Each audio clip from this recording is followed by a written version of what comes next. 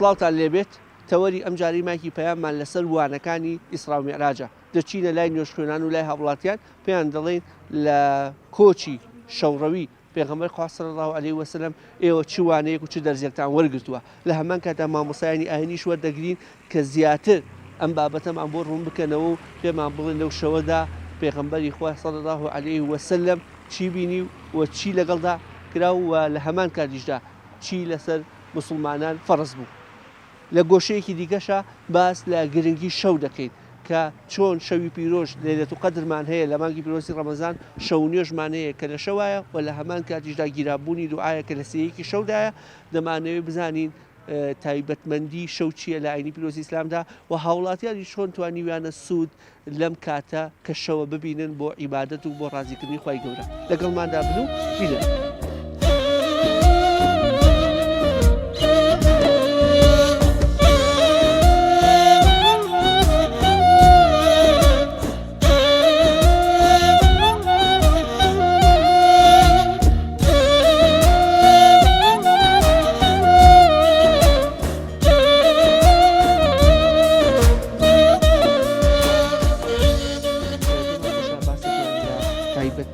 گرنگی و مەسەجی پەیامی شەوی ئیسرا و میعراجمان بۆ بکەی بۆ ئێمە بۆ بینەران. طبعا ئەو معجیزە گەورەیە زۆر هەڵەگرێت کە ئێمە قسەی لەسەر بکەین بەڵام ئەلێرە لەم کاتەیە لە بابەتی ئیسرا و میعراجە ئاماژە بە چەند حەقیقەتێکەکەم کە باشترین شتێک و باشترین بەڵگەیە کە بچین بۆ لای بۆ ئەم بابەتە قورئانی پیرۆزە چونکە بێحیکمت نییە کە خوای پەروەردگار جارە لە قورئانە ئاماژەی کردووە بە سەریحی بە موعجیزە گەورەیە یعنی ئەم موعجیزە حەقیقەتەکە و ثابت بوونەکەی بە حەدیثیش نەهاتووە بە نەسی قورئان ثابت بووە خوای گەورە لە سەرەتای سوورەی ئیسراء فەرمی سبحان الذي أسرى بعبده ليلا من المسجد الحرام إلى المسجد الأقصى الذي باركنا حوله لنريه من آياتنا. أما أم آياتا چەندین حقیقەتی گەورەی لەخۆ گرتووە. حقیقەتی یەکەم ئەوەیە کە خوای پەروەردگار لە ئاەتەکە باسی عەبدایەتی پێغەمبەری خوا ئەکا صلی الله عليه وآله وسلم باسی عوبودیەتی پێغەمبەری خوا ئەکا صلی الله عليه وآله وسلم یعنی خەڵکە کە ئێوە بزانن کە ئەم موعجیزە گەورەیە کە بەرزبوونەوەی پێغەمبەری خوا صلی الله عليه وآله وسلم بە ڕۆح و بە جەسەد و بۆ ئاسمانەکان و پێشتر بۆ مەسجد الأقصا و لەوێ ئیمامەتکردنی بۆ هەموو پێغەمبەرانی خوا عەلەیهیم السەلام و بەرزبوونەوەی بۆ ئاسمانەکان و بینینی جبریل و قسەکردنی لەگەڵ ڕەب العالەمین و بینینی بەهەشت و دۆزەخ ئەم موعجیزە عەزیمە وا ناکا کە پێغەمبەری خوا صلی الله عليه وآله وسلم لە مەقامی عوبودیەتی شتێکی تری دەستکەوێ هەنێ ئەمە هەر ئەوەی کە دەستی کەوتووە مەقامی عەبدایەتیکردنە بۆ خوای پەروەردگار ئەوە یەک کەواتە ئەگەر ئێوە خەڵکێکتان بینی لەو دنیاە بۆی کەرامەتێکەوە یان بۆی منسەبێکەوە یان بەهۆی پلەیەکەوە یان بۆی حەسەب و نەسەبێکەوە ئیدعای ئەوەیەگر کە من زۆر مهمم لە عەبدایەتیکردن مهمترم ئەوە درۆکات ئەوە ڕاست ناکات چونکە تۆ ئەگەر حتا مەقامی ئیسرا و میعراجیشت پێ بدرێت تۆ عەبدی تۆ بەندەیت مەقامی عوبودیەت زۆر مەقامێکی گەورەیە حتا خوای پەروەردگار لە بابەتی نازڵبوونی هاتنی جبریلیش بۆ لای ئەو هەر باسی عەبدایەتێکە وانییە أنزل على عبده سبحان الذي أنزل على عبده الكتابة لكاتي مقامي وحي شاك بويدي هر باس عبودتي بيغمرك صلى الله عليه وسلم موثا مسجي تريش لجرينجي شوانيا دوباره كلايني بروز الإسلام لا شو وياك أما جي بيبكم وياك دو خاي جورا فرمي ليلا بوني يفرموا نهارا بوش شو كدياريك چونك الشو زور مهمة شو جرينجي عظيمي هي الإسلام ولا همو لا همو أنبياء ومرسلين والله همو صالحين كهات إما بيبزاين كالشو كاتيكي تيدايكا دعايتي ورجيريت دعايتي رد ناكريتوا شو نابي إهمال بكر الله مسلمان الله برواداران الله إخواناسان يعني بيغمري خواه صلى الله عليه وآله وسلم لحديث صحيحة أفرمي للثلوث أخيري شو يعني الشو بكبسي بشي كوتاي فرمي خواه رب العالمين ينزل ربنا إلى السماء الدنيا خواهي قرأت آسماني كم آسماني دنيا قال هل من مستغفر فأغفر له هل من طالب حاجة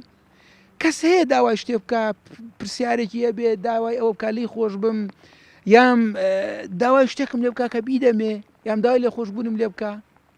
باش عەبدێک ئەم هەموو فەقرەی هەیە بۆ لای خۆی پەروەردگار بۆ داوای لێ ناکەی بۆ هەڵماسی لە ساڵێکا جارێک دوو جار سێ جار ناتوانانی مامۆستا لە کاتی شەودا بە ئەمەی کە ئەم ڕووداوە ڕوویاوە لە هەمان کاتیژا ئێمە دو شەوەدا ئەکتێ بە شێوی لە شێوەکان بەرزبین خێن لەوەی کە ئەو شەوە مەسەلەن سەڵاوەتی زیاتر لە دیداری پێغەمبەری خوا صلی الله علیه و سلم یان زیاتر قورئان بخوێنین یان زیاتر دەوری قورئانی پیرۆز و ئەرکاینەکان بکەینەوە خۆی تایبەتکردنی ئەو شەو بۆی کە کۆمەڵە عیباداتی تیا بکەی ئەوە نهاتوە لە سنەتی پێغەمبەر صلی الله علیه و آله وسلم بەڵام یادکردنەوەی بۆ نمونە بەڵام عیبرەت وەرگرتنی طبعا هەر خوای گەورە خۆی کە ئاماژەی پێکردو بۆی کە مسلمانان عیبرەتی لێ وەربگرن وانە ئەما تۆ بڵێ وەڵا لەم شەوەیە لەم ڕۆژەکەیە بە ڕۆژ و بیتوو لە شەوەکە شەو نوێژ بگەیت و شتێکی تایبەت ناتوەرە و عیبادەتانەی کە هەن تۆختری کەیتەوە بۆ نمونە ئەوە خاڵێکی تر لە بیرمان نەچێ خۆی پەروەردگار لە ئاەتەکە صریح ئاماژەی پێکا من المسجد الحرام إلى المسجد الأقصى ئەم دوو شوێنە عەزیمە ئەم دوو شوێنە عەزیم و گەورەیە مسجد الحرام و مسجد الأقصى ڕەبتی ئەم دوو شوێنە بۆ چییە؟ بۆیە کە مسلمانان بزانن کە چۆن مسجد الحرامیان لە بیر ناچێت کە قیبلەی مسلمانانە ئاواش قیبلەی یەکەمی ئەهل ئیمان و قیبلەی پێغەمبەران و قیبلەی پێغەمبەری خۆمان صلی الله علیه و آله کە 6 مانگ ڕووی تێکردووە لە بیریان نەچێت گەشتەکەش کە ئێستا لەژێر نیری تاغوتان و لەژێر نیری جوولەکەی سەفاکی خوێن ڕێژایەکە ئیشەڵا ڕۆژێگە بێ خۆی پەروەردگار ئازادیەکە کۆتا پرسیان بۆی زیاتر لەبەر بارانەکەش نەتێڵمەوە نوێژیش هەر لەو گەشتە ئیمانی و بەرزبوونەوەی پێغەمبەر صلی الله علیه و سلم فەرزکرا لەسەر بەڵێ طبعا ئەو بابەتە وەکو عەرزم کردی بابەتی ئیسرا و میعراج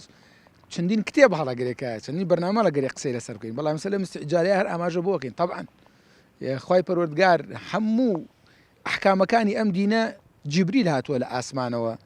بۆ پێغەمبەری خۆیانەوە صلی الله علیه و آله وسلم بۆ سەرزەوی بەڵام نوێژ خی گەورە پێغەمبەری خوا صلی الله علیه و آله وسلم ڕاستەوخۆ با بۆ ئاسمان و ویساڵی جیبریلیشی تیانێ خۆی ڕاستەوخۆ خی گەورە بە پێغەمبەری خوا صلی الله علیه و آله وسلم ئەو تەکلیفە گەورەیە ئەو علاقە گەورەیە لە بینی عەبدەکانیە لەگەڵ خی پەروەردگارە دروستکە چونکە نوێژ علاقەیە نوێژ پەیوەندی عەبدە لەگەڵ خی پەروەردگار ئەگەر نوێژت نەکریانی علاقەت لەگەڵ خی پەروەردگارە بشڕاوە اینجا خاڵێکی تری زۆر گرنگ ئەوەیە کە خی پەروەردگار ئەم حەدەثە گەورەیە بۆ هات چونکە پێغەمبەری خوا صلی الله علیه و آله وسلم لەو کاتا لە مەککە زۆر لەژێر ناڕەحەتیا بوو زۆر لەژێر خەفەتا بوو مامی وفاتی کرد بوو کە پشتیوانێکی گەوری دنیایی بوو بۆی خێزانی خەدیجەی دایکی ئیمانداران وفاتی کرد بوو عام الحسن بوو ساڵی خەفەت بوو ساڵی ناڕەحەتی بوو خی پەروەردگار ئاوا ملاطفەی پێغەمبەری خوا ئەکا صلی الله علیه و آله وسلم مجاملەی ئەکا دەروی خێری لێ ئەکاتەوە کەواتە ئەمە ئەو پەیامەمان پێ ئەڵێ کە مسلمانان لە ئەگەر زۆر لە ناڕەحەتیا بن ئەگەر چی لە حوزنا بن ئەگەر چی لە تنگانا بن ئیلا خی پەروەردگار دەرگای ئاسمانەکانیان بۆ ئەکاتەوە خی پەروەردگار بەلایەوە زۆر ئاسان دەرگای هەموو ئاسمانەکانن بۆ عەبدەکەی خۆی بکاتەوە کەواتە ئەمە ئەو پەیامی تیا کە ئێمە لە کاتی ناڕەحەتیەکانە ڕووکەینە ئاسمان ڕووبکەینە خی پەروەردگار دوعا بکەین و بێهیوا نەبین لە ڕەحمی خی پەروەردگار سبەی شەو ئینشاءالله یادی ئیسرا و میعراجە شەو ڕەویەکەی پێغەمبەری خوا صلی الله علیه و سلم بۆ ئاسمانەکان و سەرەتاش لە مەکەوە بۆ قودس جەنابەت چ پەیامێک چ قسەیەکت هەیە بۆ ئەو شەوە پیرۆزە بە تایبەتی کە نوێژ لەسەر مسلمانان فەرز بوو ئەوەی باشە و خوا پێی خۆشە و سنەتی پێغەمبەرە پێم خۆشە تر ئەوە پێت وایە ئێمە لە شەوان بە تایبەتی کە دەبینین ئیسرا و میعراج لە شەوا بووە شەو و نوێژ هەر لە شەوایە شەوی پیرۆزی ڕەمەزان هەرەکەوێتە شەوەوە لای جەناب شەو چ گرنگی و چ تایبەتمەندیەکی و مسلمان چۆن سوودی لێ ببینێت یەکێ بەخۆی بزانانی و هەستکە بە دوا ڕۆژی و بەخێر وەرەکەتی ئەم ڕۆژە شەو نوێژی تیا بکە قورئانی تیا بخوێنێ پاڕانەوەی تیا بکە ئەوەی کە خوا پێی خۆشە بیرێ و ئەوەشی کە خوا منعی کردووە منعی خۆی بکات بۆ قیامەتی باش ئێستا شەوگارێکی دوور و درێژمان لە بەردەسایە هەمە توانین نوێژەکانی بەیانیان هەم ئیشایان بە جەماعەت بکرێ هەم لەو بینەدا زوو بخەوین و دواتر زوو هەڵسینەوە پێش نوێژی بەیانی هەیە بەداخەوەش نوێژی بەیانەکەش وەکو پێویست نەکات بە تایبەتی گەنجەکان چی هەیە بۆ گەنجەکان وەڵی بەگەنجم ئەوەم هەیە خوا هیدایەتیان بۆ هەڵبسن نوێژەکانن لە کاتی خۆیان بکەن نوێژ لە کاتی خۆیان بکرێ باشە هەموو فەرزەکان کە بانگی فەرموو خوا بانگە دەکە وەرە نوێژکە و کات خۆیان بیکەی باشە تەغییر نەکەی باشە ئیتر خوگرتن هەیە خۆی پێوە گوتووە بەڵام ئەگە ئارەزوو بکەیت و هەڵسیت و لە کاتی خۆیان خەمی لێ بخۆی ئەیکەی ئەگە خەمی لێ نەخۆی ئیماریەکەیت و ئاوایە جەنابەت هەوڵ داوە کە ئیسفادە لە شەو کاتەکانی شەو بکەی بۆ نزابێ بۆ نوێژ بێ بۆ تۆزێکم هەر هەیە زۆر بەشی خۆم هەیە دڵنیام لەوە کە ئەلحەمدولیلا هەر ئێستاش لە ڕێ مزگەوت ئەوە بووی ئەمێ لە ڕێگەی جەنابتەوە پەیامی زیاتر بە گەنجان بگەێنی کە چۆن هەوڵ بن کە بەڕاستی نەڵێن گەنجین و ئیتر وەغڵە پشوێنی لێ بکەنەوە زۆر گەنجوە ئاڵێ لە جارێ ماوەمانە نەوەڵاوە غەڵەتە لە گەنجیا هەوڵ بۆی بە پاکی بڕێ بڕێەوە باشە هەندێک کەس هەیە لە گەنجیا خۆی لە قڕ هەڵکێشاوە بەڵام مەگە خوا پاکی کاتەوە تەوبە بکات و پشیمان بە چاکە بەڵام هەر لە ئەوەی تەمەندەوە دەست تا پیری بوون ئەمێنی ئەمێن هەموو شتێ هەیە وەڵا وایە خوا هیدایەتمان بوات و خوا هیدایەتی گەنجەکانمان بووە و دوعای خێران بکەن داوان لێکەین ڕێگای ڕاست بگرن ڕێگای بگن خوا پێی خۆش بێ ڕێگای مەگرن کە خوا پێی ناخۆش بێ و نوێشکەن ڕۆژوو بکەن شەو نوێشکەن قورئان بخوێنن لە خوا پارێنەوە خوان پارێزن لە هەم خراپەیەک یەکێک لە مەسجەکان مەسەلەی نوێژ بوو کە سەرەتا پەنجا نوێژ بوو ئەوە بووە کەم کراوەتەوە بۆ پێنج نوێژ قسەکە ئەوەیە کە ئەلحەمدولیلا گە پێنج نوێژەکە وەکو خۆی و بە مەزبوطی بکرێ خێری پەنجا نوێژەکەمانێ ئینشاءڵڵا ئەیچی وێ بۆوانی کە هەر نوێژ ناکەن خراپ بکەن وەڵا هەتا زۆر تەوبە بکەن هەتا زۆر پەشیمان بنەوە گوێ لە حەدیثێ بگرن لە ئاەتی قورئان بگرن سەیری ڕەفیق و برادەرانیان کەن سەیری مزگەوت بکەن با بێنە سەر ڕێگە ڕاستەکە بگرین باش ڕێگە ڕاستەکە باشترە چاک ئەگەر خوا هیدایەتیان بوات کوردەواری وتوێتی نوێژ کۆڵەکەی دینە وەڵام ڕاستە ئێکە تۆ نوێژ نەکەی دینی بەرناگرێت خوا بیر ناکەێتەوە قیبلە بیر ناکەێتەوە پێ ڕۆکەنە قیبلە و لە خوا بڕین دەست بن بۆلای خواکم نازان لەگە خواکەی کە من نوێژ نەکەم معنای دەخوا دوورکەوتەوە سەفرەڵڵا بەپی باشترین یان ئەسەحترین ڕیوایەتەکان 26 لەسەر 27 شەوی مانگی ڕەجەبی کۆچی بۆ با بڵێن ئەو شەوڕەویە وە لە هەماکایچا مانگێک و چەند ڕۆژێکی ما بۆ مانگی ڕەمەزان ئەمەش وەکو چۆن بڵێ پەیامێکی پێشوەختە و هاتوون نزیکبوونەوەی مانگی پیرۆزی ڕەمەزانە کەواتە ئەبێ ئەمەش بێتە دەرفەتێک بۆ ئەوەی بۆ مانگی ڕەمەزانی خۆمانی بۆ ئامادەکەین ئێستا خۆمان پاکەینەوە خۆمان بۆ ئامادەکەین ئینشاءڵڵا نیەتمان ئەوە بێشتی باشکەین و لە خراپەکان و حرامەکان دوورکەینەوەوانێ خوا هیدایەتی گەنجەکانیشمان بۆ خاتی مانگی پیرۆزی ڕەمەزان و ئەم جەژنەکەیت پێشەوە الحەمدولیلا گەنجی هەر زۆر باشیشمان هەیە بەڵام هەرە بێ مەسەجیش بۆ ئەوانە و نامە پەیاممان بۆ ئەوانە هەبێ کە خێران بۆ بکەین و داواشیان لێ بکەین ئینشاءڵڵا بێنە سەر ڕێگە ڕاستەکە ئەوانەی کە نەهاتوون ئەوان کە نەهاتن دوعا بکەین یا ڕەبی خوا بیان سەر ڕێگە ڕاست ئەوانەشی لەسەر ڕێگا ڕاستەکەن خوای گەورە ئیستیقامەیان هیدایەتیان بووە ئینشاءڵڵا جەناب وەکو کاسب کارێکە بینم جەنابیشتان شۆفێری تەکسین ئۆتۆمبیلەکەتان ڕاگرت و لە کاسبی و کار وەستان و وەتەمام چن بۆ مزگەوت بۆ نوێش ئینشاءڵڵا منیش ڕامگرتوون کەمێک شەوی ئیسرا و میعراجمان یادیقی لە پێشمانە کە شەوی 26 لەسەر 27 مانگی ڕەجەبە کە یەکێک لەوانەی لەو شەوەدا خوای گەورە بەسەر پێغەمبەری خوا و ئومەتەکەشیان فەرزیکە نوێژەکانە کە لە 50 نوێژ و دوایی دابەزی بۆ 5 نوێژ تا چەند گرنگە کە ئێمە بەڕاستی پابند بین بە نوێژەکان لە کاتی خۆیان وەچی پەیامێکی بۆ ئەوانەی کە تا ئێستا یان نوێژ ناکەن یان بە سادوسری ئەنجامێنن وەڵای من هیوادارم هەموو کەسێک هەموو گەنجێک پابندی نوێژ بێت و ڕووکەنە بەنامەی ئیسلام و دینی ئیسلام ئەوەی تێبینیت کرد دەبێ ئەگەر سەیرێکی مێژووی ئیسلام و ئاینی پیرۆزی ئیسلام بکەین شەوان کاتێکی زۆر پیرۆزە شەوی پیرۆزمانی لە لێرت و قەدر مەشهورە لە ڕەمەزاندا شەو نوێژمان هەیە سلوسی شەومانەیە کە با بڵێن سەیەکی کۆتایی شەوە بۆ دوعاکردن کە خوای گەورە دابەزێتە ئاسمانی دنیا و داوا لە ئومەتەکەی دەکە لە خەڵک ئومەتی پێغەمبەری خوا صلی الله علیه و سلم و لە عەبدەکانی دەکا کە چی داواکاریەکیان هەیە یان داوای لە خۆشببوونیان هەیە داوا بکەن و بۆ ئەوەی بۆیانی جێبەجێ بکە و بۆیانی بەجێبێنێ لای جەنابیش و تا چەند توانیتە سوود لەو کاتە پیرۆزانە وەرگی بە تایبەتی شەوان هەم بە ئەنجامدانی نوێژ جەماعەت بێ لە عیشایان هەم مەغریبان هەم بەیانیان و بۆ شەو نوێژی تا چەند هەوڵداوە سوودی لێ ببین وەڵای هەوڵم ماوە شەوان دوعا بکەم و پاڕێمە لە خوا لەو کاتە پیرۆزانە بە تایبەتی لە کاتە شەو نوێژە زۆر هەوڵم ماوە چی هەیە بۆ هەوڵاتیان بۆوانەی کە ساردیەکیان لە نوێژە هەیە پێت وایە کە بەڕاستی نوێژ کۆڵەکەیە کۆڵەکەی دینە بەڕاستی نوێشکۆڵەکەی دینەوە هیوادارم کەسە پێی پابندێ و ئەوە شتێکە کە بۆ ئیسلامەوە بەکڕێت.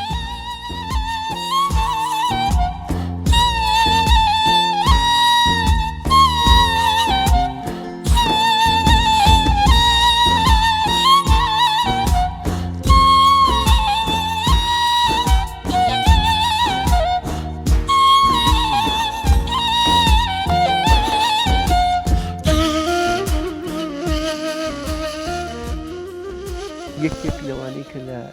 شەوی ئیسرا و میعراج لەسەر پێغەمبەری خوا و ئومەتەکەی فەرز بوو فەرزکرا نوێژەکان نوێژە جەناب تا چەند حەوڵ ئەدەی کە زۆربەی نوێژەکان لە مزگەوت تا بێ و ببێ دواکەوتن ئەو بێەوە پەیام و چێ بۆوانەی کە ساردن لە ئەنجامدانی نوێژە یان بەرابەتی لە ئەنجامدانی نوێژی بە کۆمەڵ جوانە یەخوا بەخێر بن سەرچاومان خۆی گەورن منەتان زۆر کە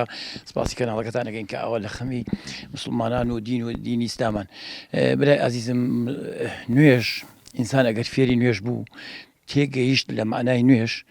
ئیتر پێویستی بە نە بە ئامۆژگاریە و نە پێویستی بە مەوعیزە ئەبێ ئینسان هەر کاتێک لە کاتی نوێژە بە ئیش بڵێ نوێژم هەیە نەک بە نوێژ بڵێ ئیشم هەیە جارە واز بێنە دوای ئیکەم مەوزوعی عیبادەت قەناعەتێکی کولیە لە ناختا دروست بوو ئیتر بە هیچ شتێک دەرناچێ مەوزوعی عیبادەت لە مزگەوتە معلومی جەنابتانە کۆکردنەوەی خەڵقی لە ناو مزگەوتە بەس بۆ نوێژ و جەماعەت نییە بەس بۆ نوێژ جەماعەت نییە بۆی تێگەشتنێک ئالێرا هەبێت یعنی بەڕاستی تێگەیشتنی جەماعەت یعنی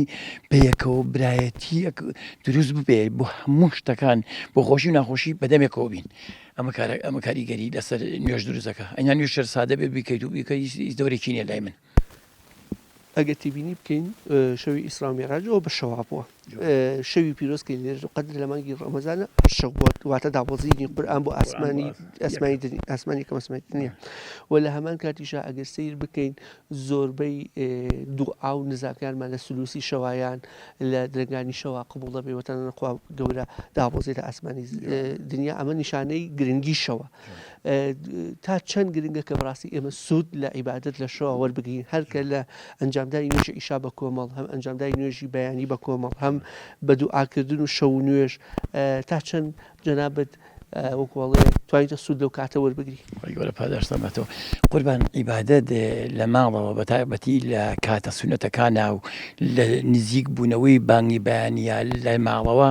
دەیان ئەمە خێرە کە لە مزگەوت بیکەی زۆر کاریگەرە من تۆزێک گاڵتم بە بازە کەسێک یە سعاتێک شەوی ئەمێنێت هەیە لە بەردەی مزگەوتا و وەڵاو دەرگا مزگەوتەوە کە عیبادەت دەکەین ئەی لە ماڵە گەرمەکەی خۆت هەبوونەکە عیبادەتەکە سونەتەکە لە ماڵەوە دقاتی ئێرە و زیاترە لە ماڵەوە بیکەیت خەڵق ئەزیێدنەی نەبیتە هۆی ئەزیێدانی خەڵقی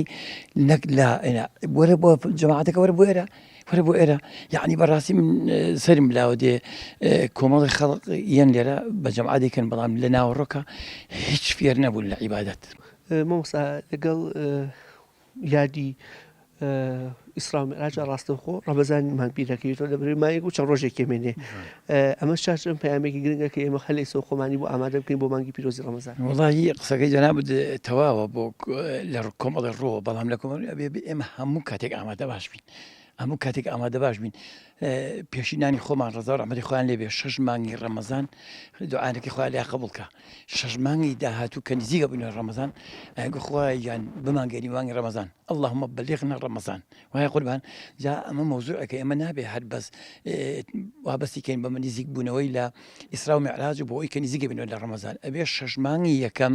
کە خۆی گەورە دوعا بکەین لی قبول کردبین ئەو مانگی ڕەمەزان لە دوای 6 مانگی کۆتاییەوە بێ ئێمە دوعا بکەین کە خۆی گەورە بمانگەێنێتەوە بە مانگی ڕەمەزان کە ئیشەڵڵا مانگی شتێکی ماوە بکاتە پێ بگەینەوە بە ئیزنی خوا چۆن پێغەمبەری خوا فەرمیێ ئەو دوعا بکەن اللهم بلغنا ڕەمەزان ئینشەڵڵا ئێمە بەو نیەتەوە عیبادەتکەین نەهیلاگە بین لە عیبادەتە و سوودێکی زۆریشی لێ بین لە ناخمانە زۆر یعنی بەڕاستی سوودمەند دەبین لە عیبادەتەکانمان ئەینا نوێش هەر کاڵ و کرش بکرێت و بڕۆیتە دەرەوە نەزانی داوای لێکە نوێش نەزانی ڕۆژ و داوای لێکە وەڵای هەری لاکیەکە و عورفێکە و پێوانە گرتۆ جا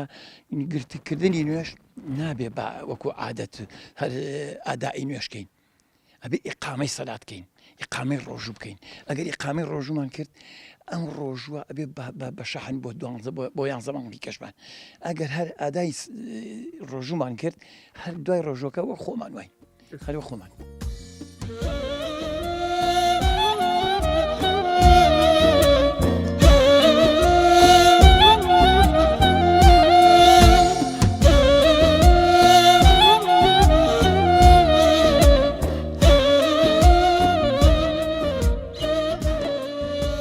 تا چەند گرنگە ئێمە ئەرکانەکانی ئیسلام وە ئەو واجباتانی لە دینە بەسەرمانە چەسپێنراوە وەکو خۆی جێبەجێ بکەین پێویستە لەسەر هەموو مسلمانێک کە ئیمانی کاملی هەبێت يعني أو بيامي لا إخوي صعبان تبارك وتعالى وهاتوا بيغمر صلى الله عليه وسلم لهمو جوانبي كي لهمو ناحية بيشتا تنفيذيكا أو بيالين مسلماني كامل يتر من هيج بيامي كيتر منية زۆر باشە کا حاجیەکە تێبینی بکەین زۆربەی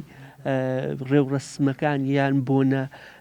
تایبەتەکان کاتە پیرۆزەکان ئەکەوێتە شەوانەوە شەوی قەدرمان هەیە شەو نوێژمان هەیە سلوسی شەومان هەیە دابەزێنی خۆی گەور بۆ ئاسمانی دنیاوە پرسیارکردنەوە و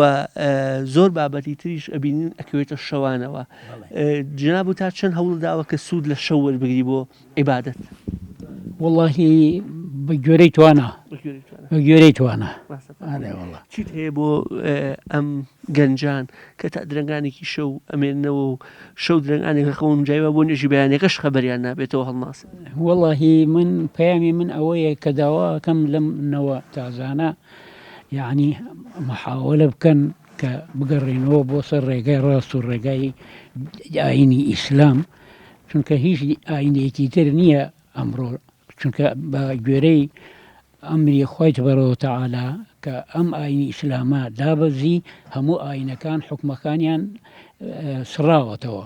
یعنی ئێمە ئیمانمان پیان هەیە بە پێغەمبەرەکان بە پەیامەکانیان بەڵام حکومەکانیان بە هاتنی ئاینی ئیسلام حکمی ئەو ئاینانە نامەوە نەسخ بووەتەوە ئەش بینین کە کاتێک یادی ئیسرا و میعراجە واتە مانگێک و چەند ڕۆژێکی ماوە بۆ مانگی پیرۆزی ڕەمەزان بەڵێ ئەمەش واتە دووبارە ئاگەرەیەکی ترە بۆەوەی کە ڕەمەزان نزیکە بەڵێ وڵی پێویستە هەمومان ینی پێویستە لە هەموو مسلمانێک ینی محاولە بکە خۆی ئامادە بکە بۆ مانگی ڕەمەزان خۆی تبارەکە و تەعالا هیدایەت هەموو مسلمانێک بە ئەوەشی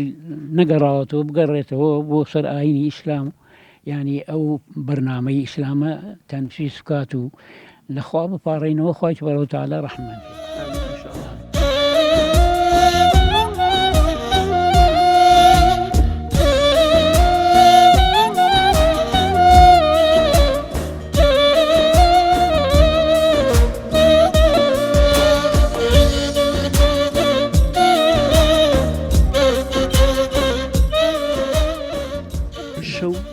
بگەێنێ یان چی ئەگەێنێ لای ئێمە مسلمان و لە ئاینی پیرۆزی ئیسلامیشا چۆن لە شەو و کاتی شەو ڕوانراوە بەناوی خوای بەخشندەی میهرەبان طبعاً کاتەکان بەگشتی نرخ و بەهای گەورەیان هەیە لای ئینسانی مسلمان ئەگە تەماشا بکەین خوای پەروەردگار تەبارەکە و تەعالا لە چەندین سوورەتی قورئانی پیرۆز سوێندی خواردووە بە کاتە جیاوازەکان و هەروەها ناویشی هێناون بە تایبەت شەو واللەیلی ئیذا سەجا شەو بە حەقیقەت نرخ و بەهایەکی تایبەتی هەیە بۆ ئینسانی مسلمان بۆ نزیک بوونەوەی بەندە لە خوای پەروەردگار تەبارەکە و تەعالا خوای گەورە میهرەبان لە چەندین ئاەتا باسی و حاڵەتانی بۆ ئێمە کردووە تەتەجافا جونوبهم عن المضاجع يدعون ربهم خوفا وطمعا یان دەفەرمێ كانوا قليلا من الليل ما يهجعون يعني لە زۆر ئاەتە ئاماژە بەوە کراوە کە بە حەقیقەت یعنی شەوان بۆ ئینسانی ئیماندار و مسلمان بەتەبەت ئەو کاتانی کە شەوگار تێدا کاتێکی ینی شەوگار درێژن کاتێکی تایبەتن بۆ جەمدانی عیبادەت وەکو پێی وتراوە غەنیمەی باریدە یعنی دەستکەوتی سارد واتە دەستکەوتێکە لە کاتێکی کەمە ئینسان دەتوانێت پرسنێکی زۆر گەورە و تایبەتی تیا جێبەجێ بکات جام کاتانە بە حەقیقەت بە تایبەت لە شەودا ینی کاتانێکی تایبەتن کە دائیمە بەندە ساڵحەکان چاک و پاکەکان کاتەکانی خۆیان لە شەودا تەرخانە کرد بۆ ئەنجامدانی عیبادەت و شەو نوێژ و قورئان خوێندن و ذیکر و یادی خوای پەروەردگار و هەروەها تەئالیف و نووسین و کتێب ئەو بابەتە گرنگانە مامۆستا کۆتا پرسیارم بابەتی شەو کە پەیوەستە بە نوێژەوە ینی لەو کاتەدا لەسەر پێغەمبەری خوا صلی الله علیه و لەسەر ئومەتەکەی فەرز کرا و لە هەمان کاتیشدا هەر هاتن و یانیا دوو ئەم کۆچڕەویە یان شەوڕەویە هاوکاتە لەگەڵ مانگی و چەند ڕۆژی دیکە مانگی پیرۆزی ڕەمەزانە ئەم دوو بابەتە پێم خۆشە ئاماژەی پێ بکەم جۆرە لە جۆرەکان ئامادەکاری و زەنگێنێ بۆ نزیک بوون لە مانگی پیرۆزی ڕەمەزان و لە هەمانکاتیشدا گرنگی نوێژ بەڵێ بەتەئکید طبعاً پێغەمبەری خوا عەلەیهی سەڵاتو وسەلام ژیانی بە کۆمەڵ لە قۆناغدا تێپەڕ بووە وەکێک لەو قۆناغانەی کە بەسەریدا تێپەڕ بوو بریتی بوو لە قۆناغێک کە حیسار و گەمارۆ و ئابووری لەسەر بوو لە بواری ئابووری لە بواری کۆمەڵایەتی لە زۆر لایەنەوە وەلەو کاتی حیسار و گەمارۆدانەدا ئەوە بوو کە کەسی هەرە نزیکی کە خێزانی بۆ خەدیجەی خێزانی وەفاتی کردوە دوای ئەو مامێشی هەلە و ساڵەدا کە وەفاتیان کرد کە زانانی ئەهلی سیەر ناویان ناون بە عام الحوزن لە دوای ئەوە وەکو دڵدانێک بۆ پێغەمبەری خوا عەلەیهی سەڵات وسەلام خوای پەروەردگار ئیسرا و میعراجی پێکا ئیسرا واتە شەوڕەوی کە لە مەککەوە لە مەسجیدولحەرام و دەیبا بۆ مەسجیدولئەقسا بۆ قودس و هەروەها بڵندبوونەوەش کە میعراجە و لە زەویەوە بۆ ئاسمانەکان و بینین ئەو دیمەنانە بە تایبەتیش فەرزکردنی عیبادەتی گەورەی نوێش کە خوای گەورە سبحانه وتعالى پێویستی کردووە لەسەر پێغەمبەر صلی الله علیه و سلم ئومەتی پێغەمبەر صلی الله علیه و سلم ئەم دعوەتکردن و بانگێشکردنە تایبەتە و فەرزکردنی ڕۆژوو فەرزکردنی نوێش لەسەر پێغەمبەر صلی الله علیه و سلم ئومەتی پێغەمبەر صلی الله علیه و سلم لە کاتێکی ئاوادا و لە شەوێکی تایبەتا و لە بانگێشتێکی تایبەتیدا بە حقیقەت نیشانەی گەورەی ئەم عیبادەتە گەورەی لای خوای پەروەردگار تەبارەکە و تەعالە یەکێک لەوانەی فەرز بوو لەسەر پێغەمبەری خوا صلی الله علیه و سلم ئومەتەکەی نوێژ بوو جەناب تا چەند هەوڵ داوە کە لە کاتی خۆیان نوێژ ئەنجام بیتەوە هەوڵ بە کۆمەڵیش بێت وڵا سپاس بۆ خوای گەورە لەوانەیە ساڵ دو ساڵ بێ لە خوای گەورە بەزیاب یەک جەماعەتم نەفەوتەوە دایما ئامادەی مزگەوت بوو جەماعەت و نوێژ و تاعات و شتێکی پیرۆزە و ئەجرێکی گەورەی هەیە و لە خوای گەورە بەزیاب ئەگە تێبینی بکەین چۆن شەوی ئیسرا و میعراج یان کۆچ و شەوڕەویەکە بە شەوا بووە لە هەمان کاتا لەیلەت القەدرمانەیە کە هەر بە شەوایە و شەو و نوێژمانەیە و نوێژی بەیانی بە کۆبڵ نوێژی ئیشاشەکەونە هەر شەوەوە تا چەند جەنابەت هەست بەوە کردووە کە شەوان لە ئاینی پیرۆزا گرنگە بۆ عیبادەت و بۆ پەرستش زۆر لەبەرەوەی شەو نوێژی تایە شەو نوێژی فەرزێکی گەورەیە و لە خوای گەورە بەزابێ شەو زۆر شەوێک پیرۆزە و ئیتر چی تێ بۆ ئەوانەی کە نوێژی بەیانیان ناکەنیان تا ئێستا لەوەی شەو نوێژێکیان نەکرد بێجگە لە مانگی پیرۆزی ڕەمەزان واللهی ئەڵێم هەستن بەو ئەرکێکی پیرۆزە شەو نوێژی بەیانیان بە جەماعەت ئەرکێکی پیرۆزە و ئینشاءڵڵا بیکا و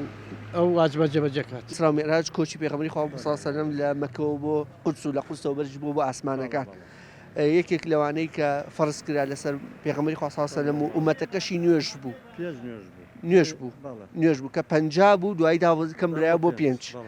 سەرەتا با لەسەر نوێژ قسە بکەین جەناب لە کێوە ئەلحەمدولیلا وابەستەی بە نوێژەوە بەبیرێ بێ لە منداڵیەوە نەکارەوەڵا لە مناڵەوە نوێژم کردۆش الحەمدولیلا تا چەند هەوڵەدی نوێژەکانە لە مزگەوتا بە کۆمانم بکرد لە مزگەوت دەیکەم مەگەر هەر نەتوانم یان زۆر باران و سەرمایەکی بەنە هەل لە مزگەوت نوێژەکە بۆ خۆی گەورە تا چەند هەوڵدا و سوود لە شەوان وەربی کە ئەبینین ئیسرا و میعراج بە شەوا بووە شەو نوێژ بە شەوایە نوێژی بەیانیان و ئیشیان هەر بە شەوایە تەنانەت بەزنی خوا خوارمەتێمە هیچی نافۆتێن پەیامێکی بۆ ئەوانەی کە تا ئێستا لەوە چ بڵم نوێژی بەیانی ناکەن یان هەر نوێژ ناکەن یان تا ئیسا شەو نوێژێکیان نییە جگە لە مانگی پیرۆزی ڕەمەزان لە یەکەم ئیشاءڵڵا نوێژی بەیانیش هەر بە جەماعەت نەفەوتێن بیکەن بە جەماعەت بیکەن تاوان دیەکەم ئیشاءڵڵا پێم وابێ تەمای مزگەوتی ئاڕەوەڵڵا کاتیشی ماوە ئاڵا ماوەتی زوو دێن الحمدلله یعنی مشغوڵە بن بە قورئان خوێندن و قورئان بزانێت قورئان ذکرەکەین لە ژوور و نوێژەکەین هەر دانیشتنەکە خۆی بۆ خۆی ئاڕەوەڵڵا خۆی نوێژە دانیشتنەکە وەکو پیشە ئیش سەرقاڵیی یان خانشینەوە دایرە بووم خانشین ینی بە تەواوەتی خۆ یەکلا گرێتەوە بۆ مزگەوت و پەرستش بەتیمان بە هەرین بۆ مزگەوت معاشەکە بەریتر معاشەکەی هێنا معاشەکە بۆیە باش بەدڵنیایەوە چکە هەندێک کات کە معاشەکە نەبێ ناچاری بڕۆی ئیشی ترکەیت ئەوەش کاریکردیە بێت لەسەرەوەی کە ئیلتزاماتی ئیشەکەش نەماوە ناکرێکاری بێ ئیشی ژەکەی ئەنەوەڵڵا ڕێگری ناکە ئەکرێ ئیشەکەش بکەیت و ئیشەکەشەر پیرۆزە وڵژەکەش پیرۆزە پێغەمبەر صلی الله علیه و سلم فەرمێت تەو دەستێک کە ناڕۆی دەستی ماس کردووە و زەرامە کردووە کە چۆ تەوقەی لەگەڵ قاسین دەستی زەبر بووە تێتی من ئەم دەستە خوا خۆشی ئەوێ